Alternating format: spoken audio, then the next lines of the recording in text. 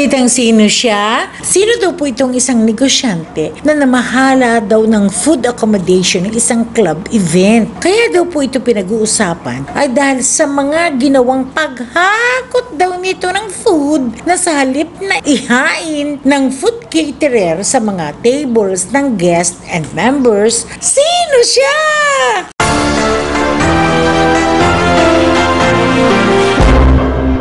At sa ating balitang sino siya? Mga misis, hello, hi mga marites! Kumusta po kayo? Ito na naman po ang ating balitang sino siya? Hoy, alam mo ba? Ito ang tanong ng bayan. Sino daw po itong isang negosyante na namahala daw ng food accommodation ng isang club event? Kaya daw po ito pinag-uusapan ay dahil sa mga ginawang paghakot daw nito ng food na sa halip na ihain ng food caterer sa mga tables ng guests and members ay ang ginawa daw po nito, inutusan daw nito ang waiter na i-impake sa box at dalhin doon sa car niya na nakapark sa labas. Parang ganito. Oy, waiter. O yung mga inimpake ko doon mga pagkain ha. O ilagay mo yun doon sa kotse ko, sa labas. Ganon daw po.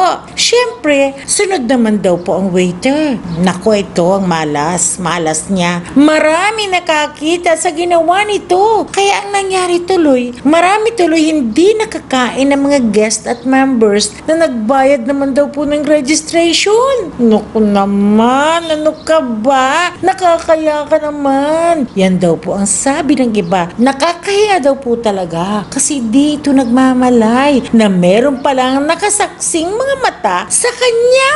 Sino siya?